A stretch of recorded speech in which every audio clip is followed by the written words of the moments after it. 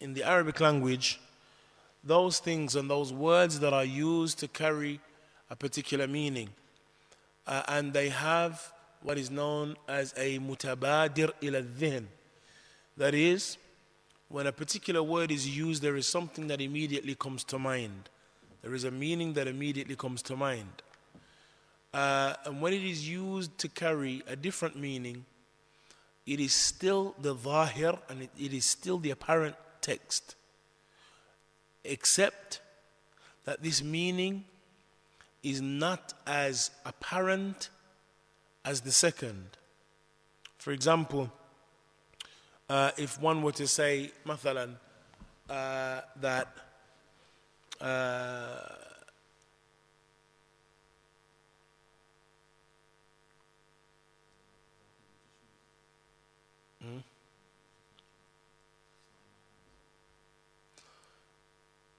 no, something.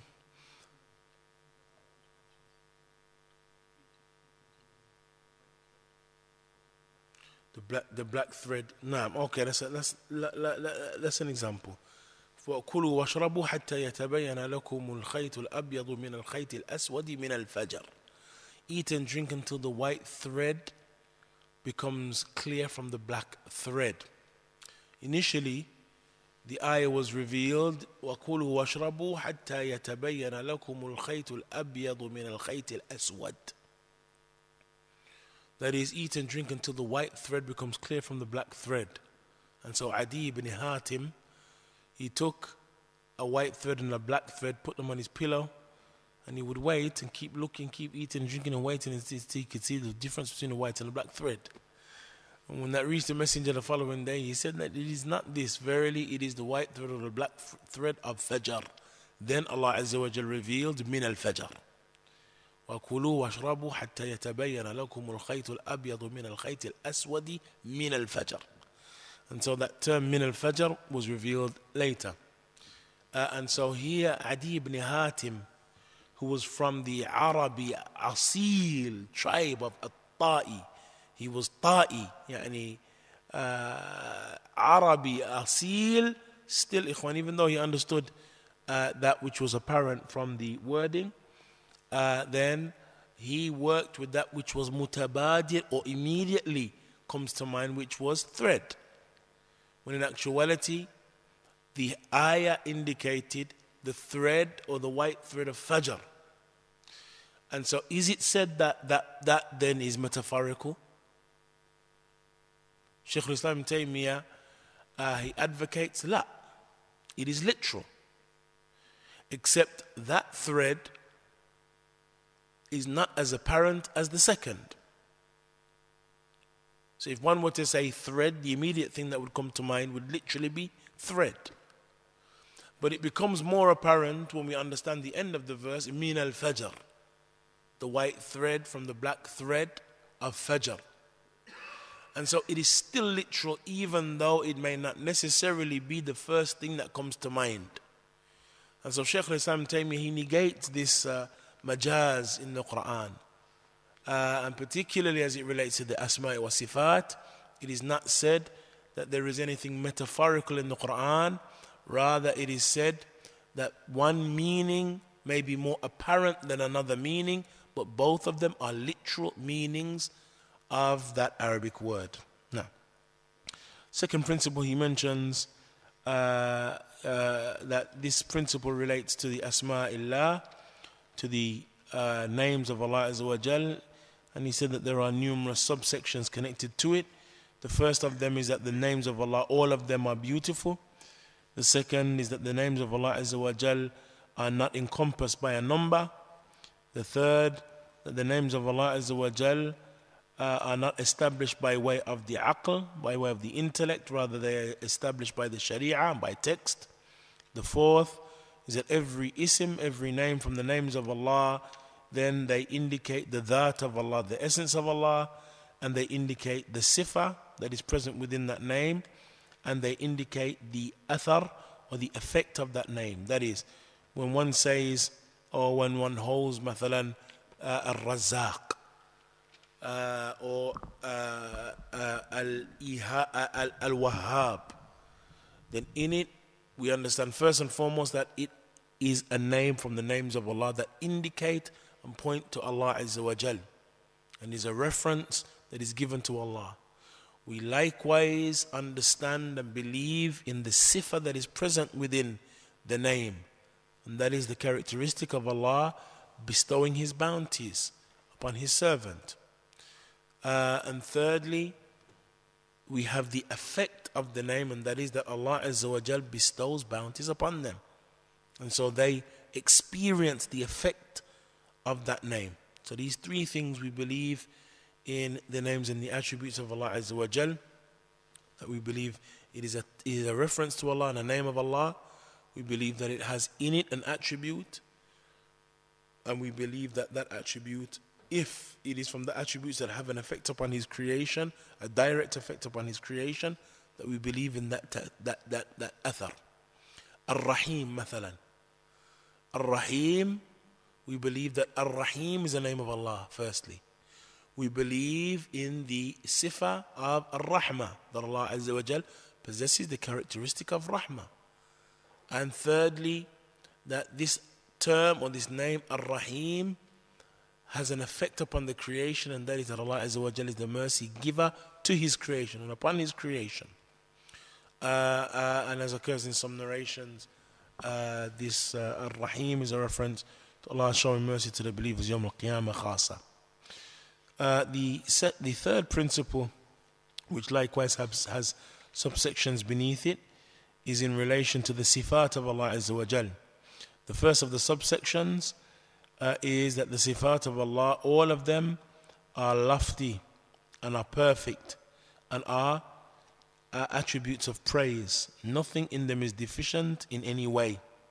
All of them are lofty, perfect, and are attributes of praise, and nothing from them is imperfect in any way. The second subsection is that the names of Allah are that is the sifat of Allah rather, are split into two categories, thubutiyya wa salbiyya. Yani the names of Allah Azza wa Jal, again the sifat of Allah are split into two categories, thubutiyya and salbiyya. Yani that which we affirm to Allah Azza wa Jal and that which is negated from Allah Azza wa Jal. An example of that which is negated from Allah, injustice or sinner, naum, slumber, sleep, dhulm. The third subsection, that the sifat al-thubutiyya tanqasim ila qismayn dhatiyya wa fi'liyya. The sifat that we do affirm are categorized into two categories. That which is fi'liyya and that which is dhatiyya. That is, the sifat of Allah Azza wa Jal are of two types. That which is considered dhatiyya and related to the essence of Allah Azza wa Jal, and that which is considered fi'liyya, which is related to the actions of Allah subhanahu. And the actions of Allah Azza wa Jal have a connection with the mashi'a of Allah Azza wa Jal. That is, they have a connection with the will of Allah subhanahu. That Allah does those actions when He wills, how He wills.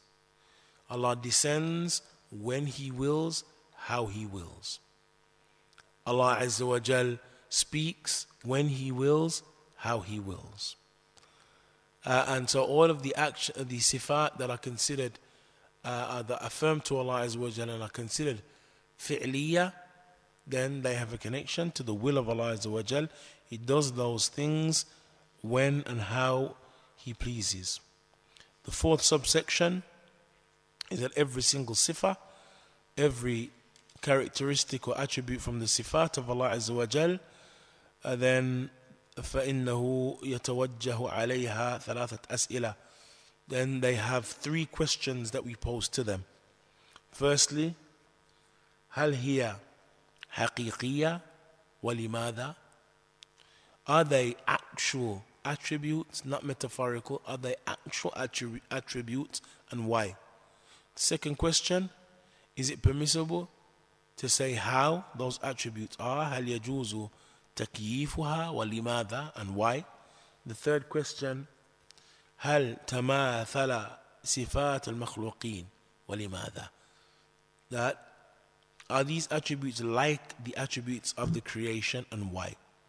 He said the response to the first question is na'am haqiqiyya. Yes, they are real attributes, because the origin concerning kalam is al-haqiqa.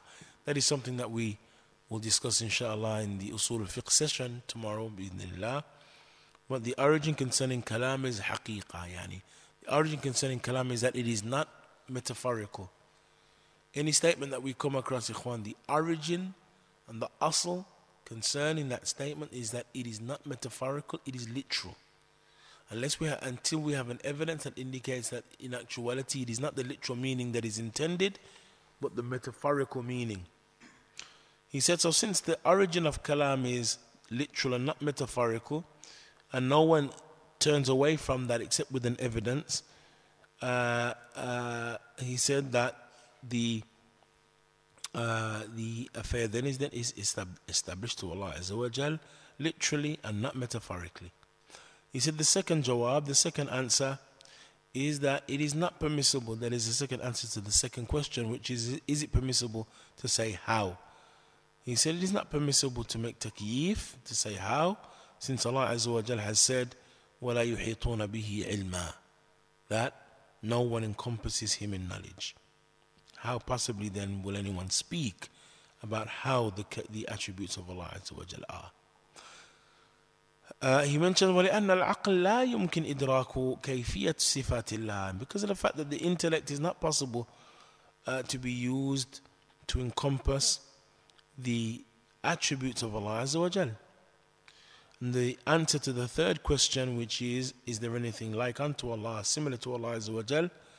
He said the third response is nothing is similar to Allah in its sifat, or from the sifat and the attributes of the creation, based upon the statement of Allah Azza wa Jal, لَيْسَ كَمِثْلِهِ شَيْءٍ. Then he goes on to mention al-qaida al-rabi'ah, the fourth qaida, and that is in relation to that which we repel and refute the mu'attila, those who negate the sifat. Al-mu'attila هم الذين ينكرون شيئا من أسماء الله وصفاته. So the mu'attila, they are those who negate anything from the names of Allah and His attributes, and they distort the text from their apparent meanings, and they are referred to as the mu'awwila, those who interpret. And the general principle in that which we refute and repel their statements is that we say that verily this statement of yours is in opposition to what is apparent from the text, and it is in opposition to the path of the Salaf, and there is nothing from authentic evidence that indicates it. And that, ikhwan, knows that jawab and that response is a jawab and a response to anyone who attempts to make ta'atil and to negate something from the sifat of Allah Azza wa Jal from Him.